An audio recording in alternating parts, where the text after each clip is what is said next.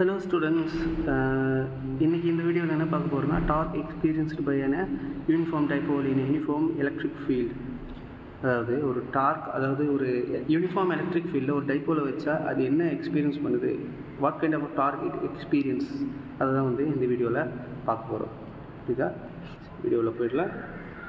ரொம்ப ஈஸியான டாபிக் தான், சரிங்களா? ரொம்ப ரொம்ப ரொம்ப ரொம்ப ஈஸியான டாபிக். நம்ம ஃபஸ்ட்டு யூனிஃபார்ம் எலக்ட்ரிக் ஃபீல்டை ஃபஸ்ட்டு ட்ரா பண்ணிக்கலாம். யூனிஃபார்ம் எலக்ட்ரிக் ஃபீல்டு அப்படின்னா யூனிஃபார்ம் எலக்ட்ரிக்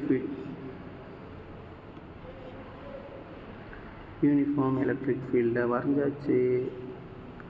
அடுத்து இப்போ நம்ம இதில் ஒரு டைப்போலை வரையணும். ஃபஸ்ட்டு நமக்கு இருக்கிறது என்னது, ஒரு மைனஸ் சார்ஜ், ஒரு ப்ளஸ் சார்ஜ். இது யூனிஃபார்ம் எலக்ட்ரிக் ஃபீல்டில் அப்போது டைரெக்ஷனை கண்டிப்பாக போடணும். இ வெக்டர். இப்போ இது க்ரியேட் பண்ணுற ஆங்கிள் அப்படி என்னதுன்னா தீட்டா. இது க்ரியேட் பண்ணுற ஆங்கிள் என்னது, தீட்டா. அப்போது இது க்ரியேட் பண்ணுற ஆங்கிள் தீட்டா. நம்ம அதை எப்படி எடுத்துக்கலாம்னா இங்கேருந்து இங்கே வரையும், சரியா? அப்போ இது க்ரியேட் பண்ணுற ஆங்கிள் தான் சொன்னேன், தீட்டான்னு சொன்னேன். தீட்டான்னு எழுதிடலாம். இது மைனஸ் கியூ, இது மைனஸ் கியூ. இந்த பாயிண்ட் சார்ஜ் இந்த யூனிட் சார்ஜ் பேர் ப்ளஸ் கியூ.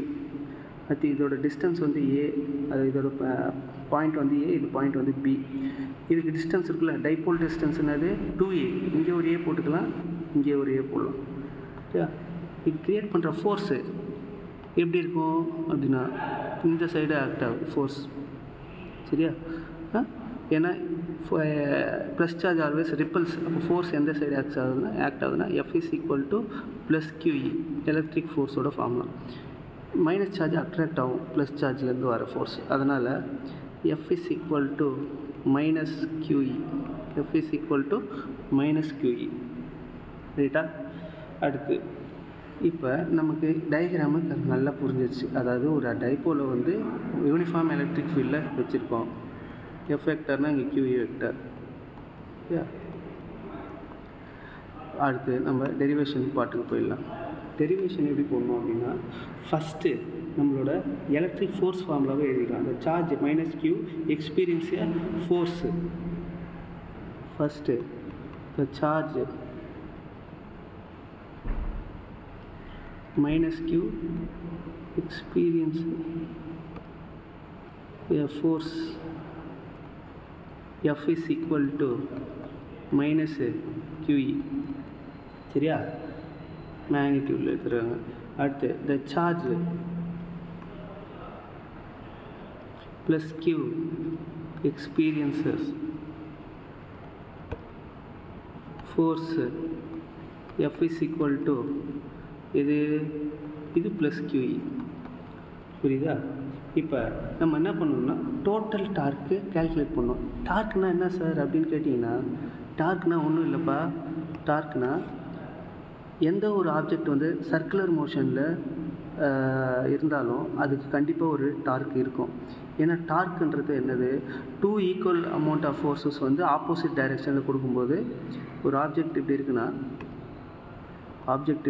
சைக்கிள் பெடல் தெரியும்ல, சைக்கிள் பெடல் இப்போ இப்படி இருக்குன்னா நம்ம சைக்கிளை வந்து ஒரே காலில் வச்சா நம்ம எஃபெக்டிவாக இருக்குமா? இல்லை, ரெண்டு காலையும் ஈக்குவல் அமௌண்ட் ஆஃப் ஃபோர்ஸ் கொடுத்தா தான் அது எஃபெக்டிவாக இருக்கும். அதே மாதிரி தான் ஈக்குவல் அமௌண்ட் ஆஃப் ஃபோர்ஸ் வந்து ஆப்போசிட் டைரெக்ஷனில் தரும்போது இது வந்து ஒரு சர்க்குலர் எஃபெக்டை ஃபார்ம் பண்ணும். அந்த சர்க்குலர் எஃபெக்ட் தான் டார்க்காக க்ரியேட் ஆகுது, சரிங்களா?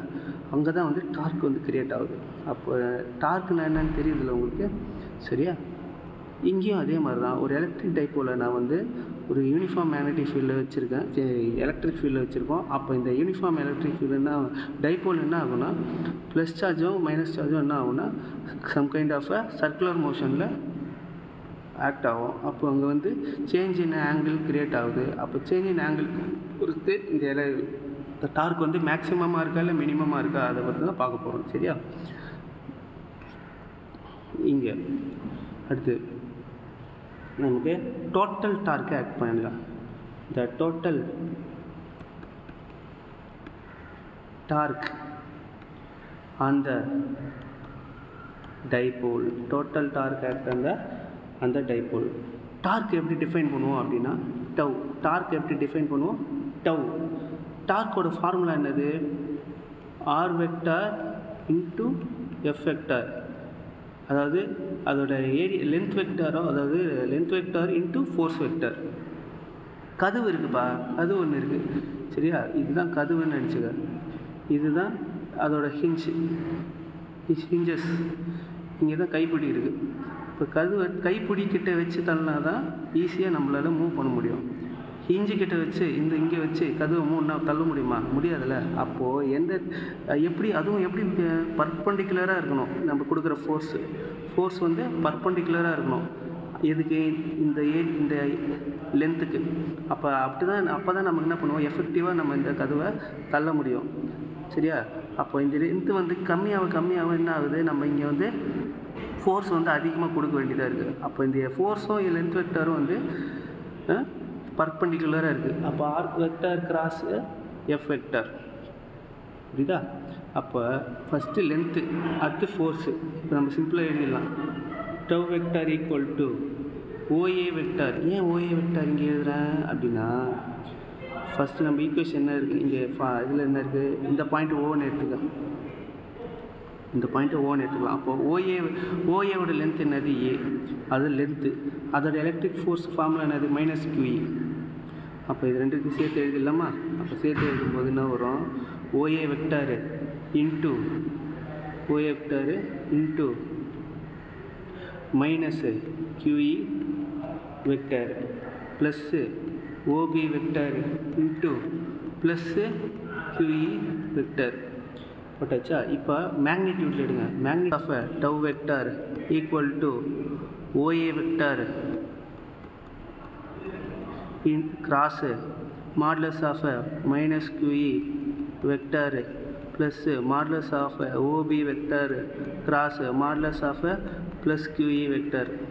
இப்போ இந்த வெக்டார் மைனஸ் எல்லாத்தையும் காலி பண்ணுறாங்க. மாடுலஸ் இல்லை மைனஸ் இருந்தால் அது ப்ளஸ் ஆகிடும். அப்போது டவ் ஈக்குவல் டு ஓஏவோட டிஸ்டன்ஸ் ஏ, இதோட வேல்யூ என்னது? QE. கிராஸை பிரித்து எழுதுனா என்ன பண்ணுவோம்? Sine theta.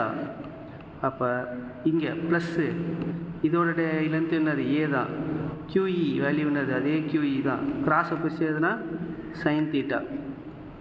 ஸோ அடுத்து இங்கே எத்தனை சைன் தீட்டா, எத்தனை AQE சைன் தீட்டா இருக்குது? 2AQE சைன் தீட்டா இருக்குது. அப்போ ப்ளஸ் பண்ணிடுறோம் ரெண்டுத்தையுமே. அப்போ dark equal to 2AQE sine theta. 2AQ அப்படின்னு எங்கே பார்த்துருப்போம்? எலக்ட்ரிக் டைபோல் மூமெண்ட் அப்படின்ட்டு ஒரு ஈக்குவேஷன் போட்டிருப்பேன். 2AQ அப்படின்னா டைபோல் மூமெண்ட். அப்போ 2AQ பதிலாக நான் Pன்னு சப்ஸ்டியூட் பண்ணுறேன். P இஸ் ஈக்குவல் டு, அப்போ 2AQக்கு பதிலாக P into E sine theta. Sine தீட்டாவை எப்படி எழுதலாம்? Tau vector equal to P vector cross E vector. ஏன்னா சைன் தீட்டா உள்ள பிரித்து எழுதும்போது கிராஸில் எழுதணும், கிராஸில் எழுதுனா வெக்டாரில் எழுதணும். வெக்டார் இந்த சைடு போட்டோம், இந்த சைடும் வெக்டார் போடணும். புரியுதா?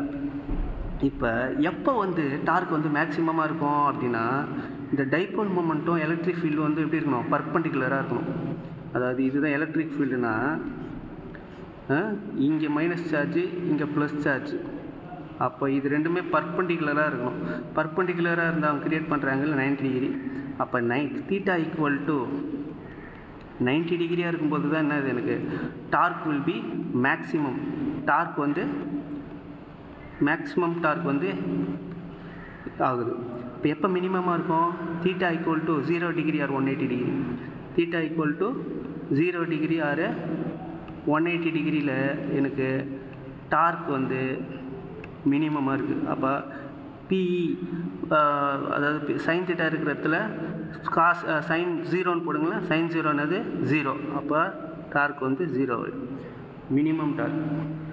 இப்போ எப்போ மேக்ஸிமமாக இருக்குது டார்க்கு? அட் 90 டிகிரியில் தான் டார்க் வந்து மேக்ஸிமமாக இருக்குது.